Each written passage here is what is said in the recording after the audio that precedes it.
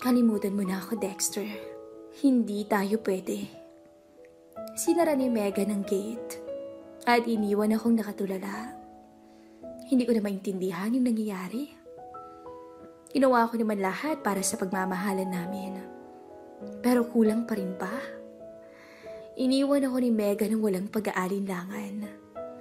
Iniwan niya akong lumuluha. Sa pagpapatuloy ng ating story. Paring Dexter, bakit parang malungkot ka? May problema ka bang pinagdadaanan? Tanong ng katrabaho ko sa akin. Hindi ko siya sinagot. Ano bang magagawa niya? Magbibigay ng payo? Anong payo? Walang may tutulong ang katrabaho ko sa akin. Kaya ano pang kwenta ng pagsagot ko sa kanya? Napadaan si Simon.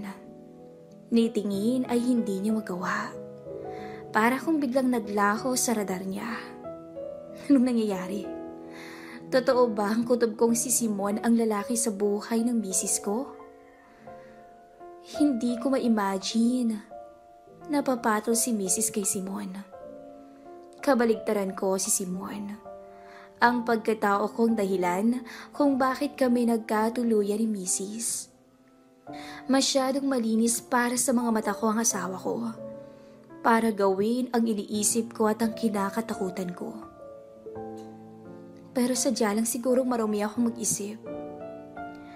Pero bakit ba ako iniwan ni misis? Bakit ba nagsawa siya sa akin? Wala naman akong ginawang mali. Mag-iisang linggo na simula nang lumaya si misis. Ni text ay wala akong natanggap. Tinawagan ko siya pero nakablock pa rin ang number ko. Sinubukan kong bumili ng bagong SIM card at tumawag ako sa kanya. Sinagot niya ang tawag pero nang malaman niyang ako ang tumatawag ay blinak niya na ulit. Ganun na lang ba yung galit niya sa akin? Ganun na ba kalaki ang pagkukulang ko? Hindi ko na kinaya. Kaya sinadya ko siya sa bahay ng mga magulang niya. Pumunta ako sa kanila at sinalubong ako ng nanay niya. Wala si Megan dito, Dexter. Ni hindi man lang siya sa akin kumontak. May problema ba kayong mag-asawa? Tanong ni inay sa akin. Hindi ko siya masagot. Hindi ko masabi na iniwan na ako ni Megan. Pinatuloy nila ako sa loob at pinaupo sa sala. Dumating si Itay at may dalang mga isda na nanghuli nila sa laot. Mabuti pang dumito ka muna at gagawa ko ng kilawin. Wika ni Itay. Hindi na po, Tay. Wala pong tao sa bahay. Iho, anong nangyari? Asan bang anak namin? Bakit siya umalis? Tanong nilang dalawa. Hindi ko alam kung ano ang isasagot ko. Pero sinabi ko sa kanila ang lahat. Ang buong kwento. Walang bahid ng panglilinlang. Napaisip sila sandali. Hindi magagawa ni Megan yan, Dexter. Tapat magmahal si Megan. Dapat alam mo yan. Kung ano man ang naging tampuhan nyo, lilipas din yan. Siguro bigyan mo na lang muna siya ng panahon para makapag-isip. Ganyan talaga kaming mga babae minsan. Yung di mo alam kung saan nagmumula yung aming mga problema. Bata pa kayong mag-asawa. At alam ko, marami pa kayong plano sa buhay. Huwag niyong hayaang masisira lang ng ganyan ang pagsasama niyo. Ang wika ni inay. Alam mo, iho, diskarte lang yan. Itong nanay ni Megan, sadyang matumpuhin ito noon. Kailangan mo lang sigurong intindihin si Megan at mas maging malambing. Baka naman kasi malamig na ang pagsasama ninyong dalawa. Kaya kung ako sa'yo, ibahin mo ang diskarte mo. O di naman kaya, mas pag-igihan mo pa. Dagdag naman ni Itay. Umalis ako at napaisip. Kailangan ko ba talagang bigyan ng space si Megan? Ngayong 1 linggo na siyang wala sa bahay. 1 linggo na siyang hindi nagpaparamdam. Hindi ko alam kung nasaan siya. Tinawagan ko ang katrabaho niya kung pumapasok ba si Megan. Pumasok naman daw at mukhang masaya daw ito. Bakit masaya? anong ikinasaya niya. Lumiban ako sa trabaho. Gusto kong makita si Megan. Inabangan ko siya sa trabaho niya. Tumambay ako sa malayo para hindi ako makita ni Mrs. Bandang mag-aalas 5 na ng hapon at nagsilabasan na ang mga trabahador sa gate. Doon ko nakita si Megan at masayang nakikipag-usap pa sa kanyang mga katrabaho. Nagmamadali akong naglakad palapit sa kanya. Ito ang unang beses ko siyang makikita. Napahinto ako nang makita kong huminto ang isang motor sa harapan ni Megan. Naka-helmet ang lalaki, pero kilala ko ang motor. Motor ito ni Simon. "Megan!" Sigaw ko sa misis ko. Nagulat pa siya nang makita ko. Para siyang nakakita ng multo. Napatingin sa amin ang mga tao. "Anong ginagawa mo dito?" Tanong ni Megan. "Ano pa? Di susunduin ka." "Ito na ba yung pinagpalit mo sa akin, Megan? Ito na ba yung kapalit ng pagmamahal na binigay ko sa'yo?" "Dexter, wag dito.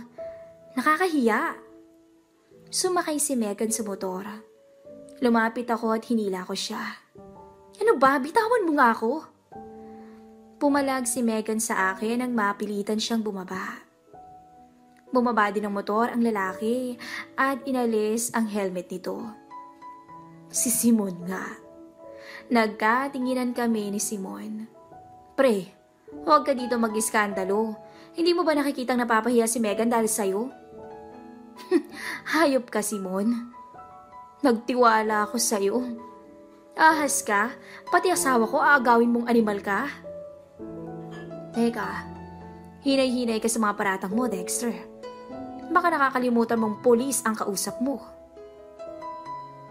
Matapang ka lang dahil sa baril mo." Isang mabilis na suntok ang tinanggap ko mula kay Simon at nahilo ako. Hindi ko na malahing natumba na pala ako. Narinig ko ang komosyon ng mga tao at agad umalis si Megan kasama si Simon na sakay ng motor. Nung gabing yon, ay naglasing ako sa bahay. Iyak ng iyak. Nakumpirma ko na lahat. Totoo nga ang mga hinala ko. Bakit ito nagawa ni Megan sa akin?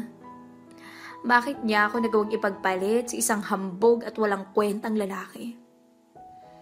Isinumpa ko si Simon. Gagawin ko ang lahat para pagbayarin siya sa ginawa niyang paninira ng samahan naming mag-asawa. Nang gabing yon, habang nasa kalagitnaan ako ng pagdurusa, nakatanggap ako ng mensahe sa messenger ko at mula ito sa isang di kilala na tao. Binasa ko yung mensahe. "Para di ka na malungkot, kawawa ka naman eh." Mensahe ito ng isang tao at may kasamang isang video file. Binuksan ko to at tumaas ang mga balahibo ko. Nakita ko sa video si Megan. Nakaluhod ito habang binibigay ang pangangailangan ng lalaki. Naka-blur ang mga mata ni Mrs. pero alam kong asawa ko to.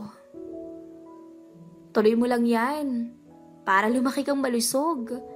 Biro ng lalaki sa video. "Gago, ang kulit mo rin eh, no?" Nakangiti naman si Mrs. at panay ang tawa. Tinuloy niya pa ang kapilyahan at dinig kong nag-e-enjoy ang lalaki. "Ngayon, kanino ka masaya?" Tanong ng lalaki. "Sa'yo, syempre." Sagot ni Mrs. "At bakit?" Tanong ulit ng lalaki. "Mas malaki ka eh." Sagot ng asawa ko.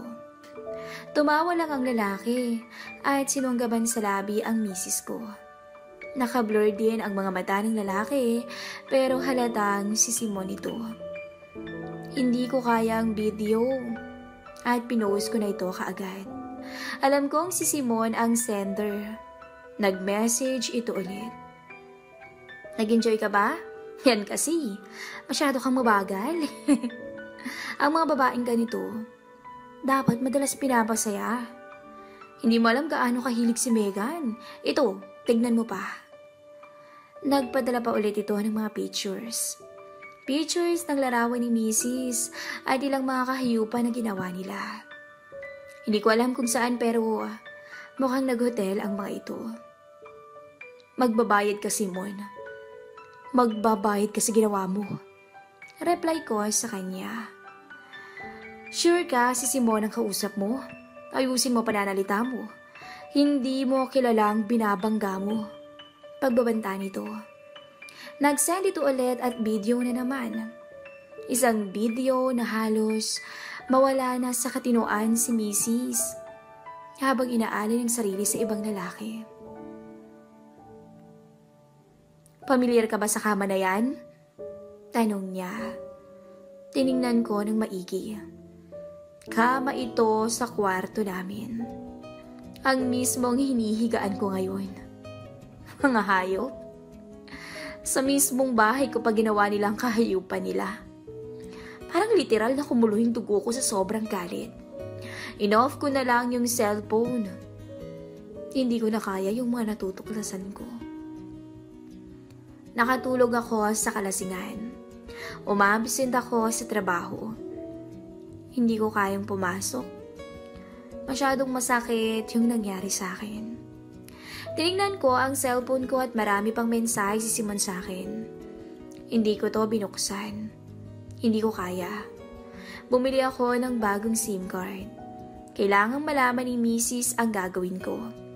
Kailangang malaman niya kung ano ang tama at nang magising siya sa katotohanan. Tinext ko si Megan. Dahil sa ginawa mong to, hindi ako titigil hanggat hindi ko kayo napapakulong. Ito ang pinadala kong text. Walang ano-ano ay tumawag sa akin si Megan. Sinagot ko to kaagad. Ano bang problema mo? Galit niyang boses. Sa tingin mo ba madadala mo ako sa mga galit mo? Hindi ako tanga, Megan. Kasal tayo. At alam mo kung ano ang tama at mali. Kakasuhan ko kayo ng kalaguyo mo. Bahala ka. Pero isipin mo to. Kasalanan mo ang lahat kung bakit kita iniwan. Masyado kang pabaya, Dexter. Masyado kang makasarili. Ako pang naging pabaya? Nagtatrabaho ko araw-araw para hindi tayo magutom. Nag-iipon ako ng pera para maoperahan ka at nang magkaanak na tayo. Ginawa kong lahat para sa'yo. Ikaw ang makasarili, Megan. At ikaw ang pabaya. Pinagpalit mo ba ako sa taong nagbubuli sa akin nung high school ako? Pinagpalit mo ako sa may asawa na. Kaya magsama kayo. Magsama kayo sa impyerno. Mahal ko si Simon, Dexter. Masaya ako sa kanya. Pabayaan mo na kami magsama. Masaya? Eh di sige. Hahayaan ko kayo. Hahayaan ko kayong mabulok sa kulungan. Hoy Dexter, tigilan mo ngayong pag-iilusyon mo. Subukan mo lang magreklamo. Ipapatumba kitang ungas ka. Sabat ni Simon ang kunin nito ang cellphone. Recorded ang tawag na to, Simon. Recorded ang pagbabanta mo sa akin. Hindi mo pwedeng gamitin ebidensya tong tawag, tanga. May batas tayong pinagbabawal ang paggamit ng recorded ng usapan bilang ebidensya. Wala kang magagamit laban sa amin, kaya sige. Subukan mo lang. Uubusin ko ang bala ko sa bombonan mo. Tandaan mo yan. Pinutol na ni Simon ang tawag. Bigla na naman akong napahugulgol sa sobrang hinagpis. Bakit ko ba pinagdadaanan ng ganito? Ano bang naging kasalanan ko sa Diyos para gawin to sa akin? Sa kabila ng lahat, hindi ako nagpatinag kay Simon. Wala akong ibang malalapitan kundi ang batas. Kumonsulta muna ako sa isang attorney at humingi ng legal advice. Ipinablatter ko na si Simon sa lokal. Pumasok na rin ako sa trabaho para ipakitang hindi ako natatakot kay Simon. Wala akong pakialam kung pulisman siya. Nasa opisina ako nang lumapit sa akin si Simon. Binagsak nito ang kamay niya sa lamesa at nabigla ang ibang mga nagtatrabaho sa ingay. Ano? Gusto mo tapusin na natin ito dito eh. Paghahamon ni Simon sa akin pero hindi ako kumibo. Tignan natin ang tapang mo ngayon. Ano? Hapalag ka ba? Ha? Eh duwag ka pala eh. Sir, wag ho kayo maingay dito. Nagtatrabaho kami dito eh. Wika ng isa kong katrabaho. Nakangiti lang si Simon at tahimik itong lumabas ng opisina. Paglabas nito ay lumapit sa akin ang mga tsismosa. Wala akong sinagot sa kanila. Tinuloy ko ang hakbang ko. Nagsampa ako ng reklamo sa police station. Isang malaking kahihiyan ang inabot ni Simon nang ipatawag siya ng kanyang superior officer. Pinag-usap kaming dalawa, pero desidido ako sa aking plano. Pinabulaanan ni Simon ang lahat ng sinabi ko. Pinalabas niyang naglayas lang daw ang misis ko dahil napakasiloso ko at siya ang ginagamit kong panakip-butas dahil sa personal na galit ko sa kanya dahil binuli niya ako noong high school. Pero mukhang umanib sa akin ang batas dahil nakikita ng police chief na nagsisinungaling si Simon. Binalaan ito ng chief at dapat daw ayusin na lang niya ang gusot niya sa akin dahil pwede niya tong ikatanggal sa serbisyo. Umuwi akong satisfied at tila nakaisa din ako kay Simon. Ngayon, hindi siya makakatulog ng payapa. Pagdating ko sa bahay ay nag-celebrate akong mag-isa. Uminom ako at sinubukan kong magpakasaya kahit pa mabigat ang loob ko. Nakatanggap na naman ako ng mensahe mula kay Simon. Isa na naman itong video. Isang video ng kataksilan nila ni Megan. Hinggit ka lang ano, kasi hindi mo na matitikman to. Wika ni Simon sa video. Ang malaking pagkakamali ko ay ang magpakasal sa'yo. Buti pa dito, maligaya ko gabi-gabi at di ko na kailangan magtrabaho. Wika naman ni Mrs. Nahihibang na talaga siya. Parang ibang tao na siyang umasta. Parang na-brainwash ni Simon. Pinanood ko ang buong video.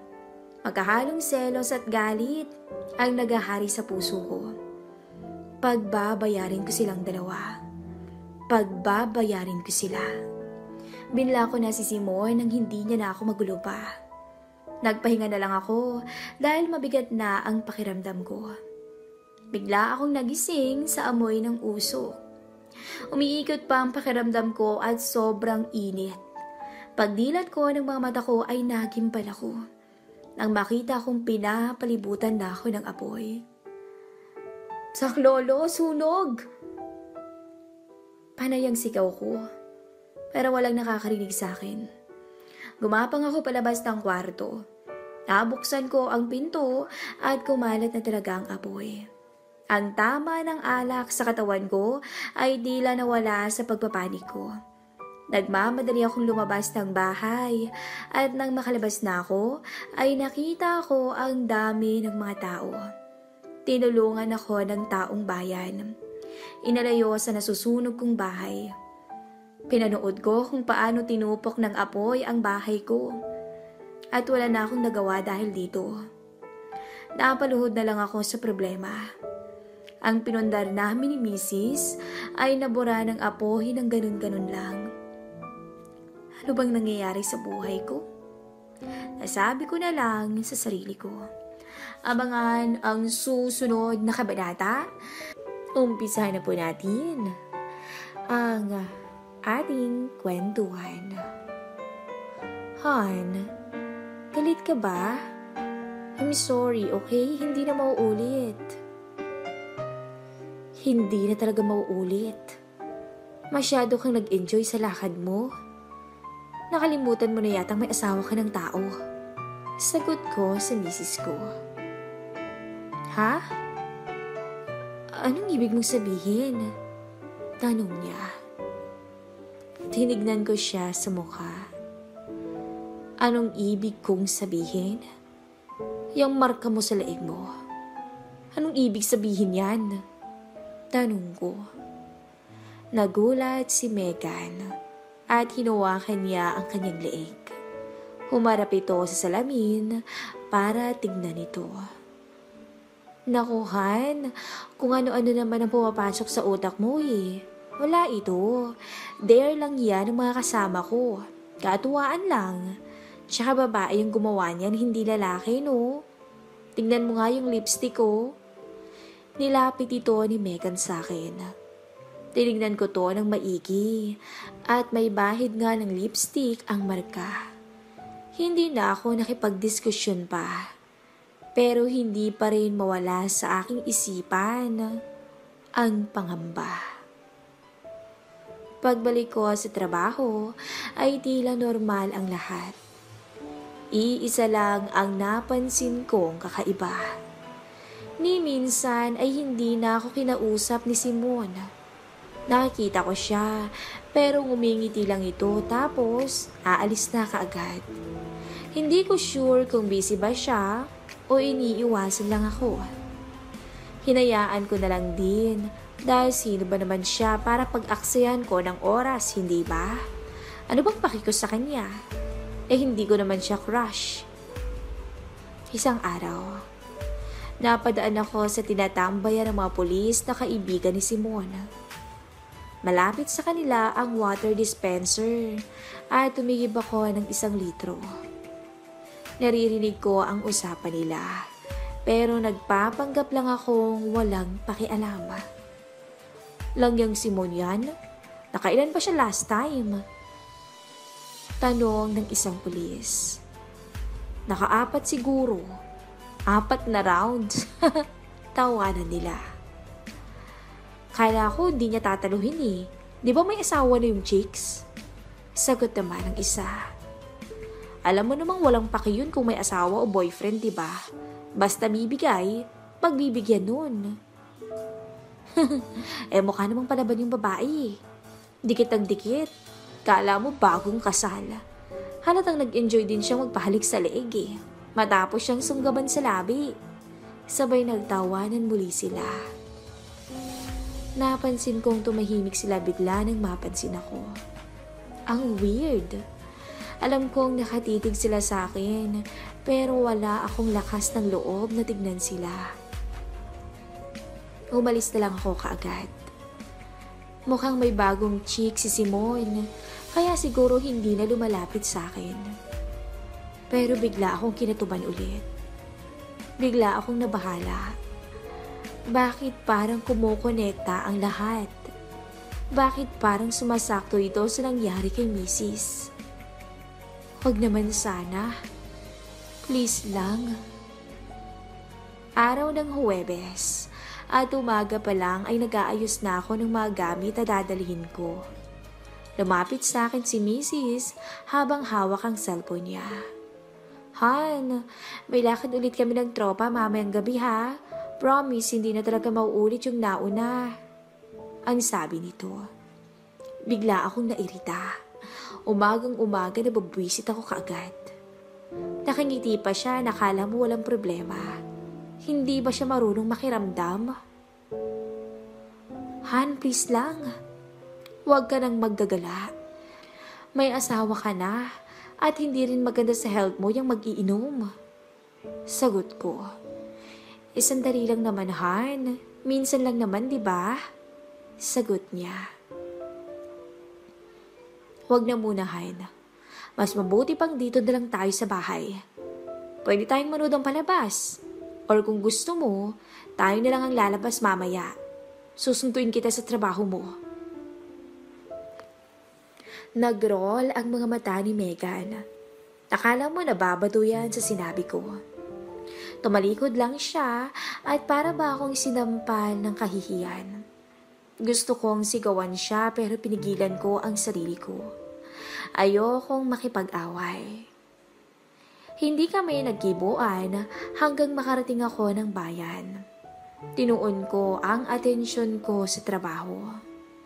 Gabi na nang makauwi ako sa bahay. Pag-uwi ko ay wala si Megan.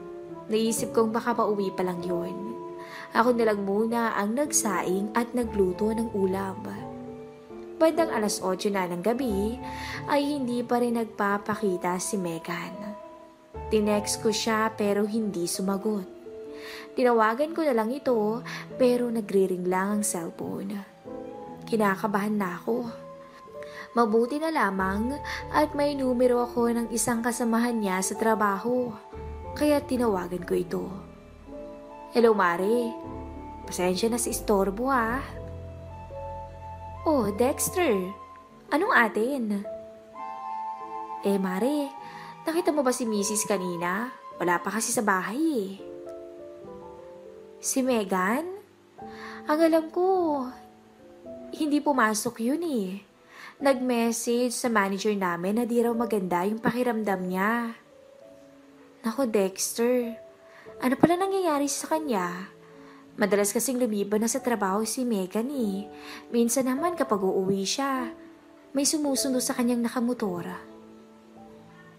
Nagulat ako sa mga revelasyon ng katrabaho ni Megan. Anong ibig sabihin nito?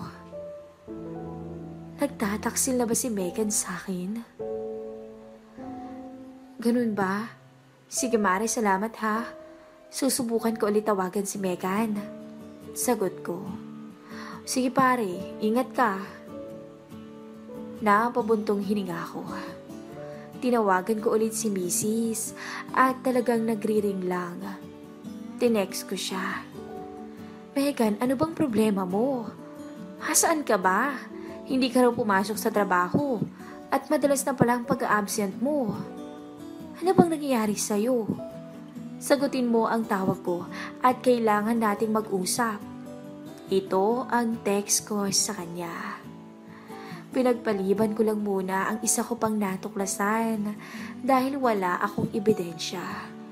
Pero mabigat talaga ang loob ko. Hindi pa rin niya ako sinasagot. Mag-aalas 10 na ng gabi. Panay tawag pa rin ako kay Megan. Hanggang biglang may sumagot ng tawag. Megan? Dinig ko agad ang ingay ng background music. Hoy, sino to? Boses ng lalaki ang sumagot. Ikaw sino ka? Cellphone ng asawa ko yung hawak mo ha? Sagot ko. Okay. Sagot nito. Anong okay? Nasaan ang asawa ko? Asan si Megan? Gusto ko siyang kausapin. Busy pa si Megan, Brad. Huwag mo siyang istorbohin. Kanina ka pa panay tawag eh. Nakukulitan na siya sa'yo. Kaya ako na pinasagot niya. Sabi niya, huwag ka raw magulo. Nagpapakasepa siya eh. Ano? Tangina, sino ka ba para isiksik mong sarili mo sa buhay namin? Ibigay mo nga yung... Biglang pinutol ng lalaki yung tawag. Grabe yung galit ko. Sinubukan kong tawagan si Megan. Pero hinampas ko na sa sahig ang cellphone ko nang marinig kong nakablock na ako sa mismong cellphone ng asawa ko. Umakyat sa utak ko ang dugo ko. Lubos-lubos ang galit ko. Gusto kong puntahan si Megan pero hindi ko alam kung nasaan siya. Isa itong napakalaking pagkakamali. Bakit ko pa kasi pinagbigyan si Megan sa hiling nito eh? Nagtiwala ako. Tapos ganito ang isusukli sa tiwala ko. Hindi ako nakatulog dahil sa pag-iisip. Halos masiraan na ako ng ulo sa sobrang galit.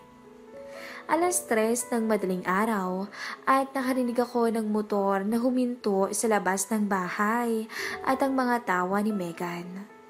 Agad akong lumabas ng bahay at naabutan ko ang anino ng lalaking kayakap ang misis ko. Gago ka, anong ginagawa mo sa misis ko? Sigaw ko nang makalabas ako. Agad namang kumawala ang lalaki at pinaharurot ang motora. Hindi ko ito nakilala dahil nakalayo na ito kaagad. Si Megan naman ay pumasok na sa bahay at di man lamang ako kinausap. Megan, mag-usap nga tayo. Mag-usap tayo.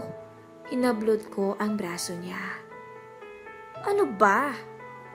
Pagod ako, pwede ba? Madaling araw na, wala ako sa mood kausapin ka. Pabayaan mo na nga ako. Sigaw niya. Hoy Megan, asawa mo ko, nasisiraan ka na ba ng ulo? Ipagpapalit mo ang buhay may asawa mo sa lalaki at paglalandi mo sa labas? Ang kapal lang mukha mong pagsabihan ako malandi. Sino ka ba? Special ka? Nagpapakasaya lang ako dahil sawag-sawa na ako sa miserableng buhay na binigay mo sa akin, Dexter. Ilang taon na tayong mag-asawa, pero walang nangyayari sa buhay natin. Kaya mas buti pang ganito. At nakakalimutan ko yung problema ko. Sagot niya. Megan, nagpapakahirap akong magtrabaho para sa'yo. Ginagawa kong lahat para pasayin ka. Araw-araw akong nagsasakripisyo para ipakita ko sa'yong mahal kita. Hindi pa ba sapat yun? Hindi pa ba sapat yun?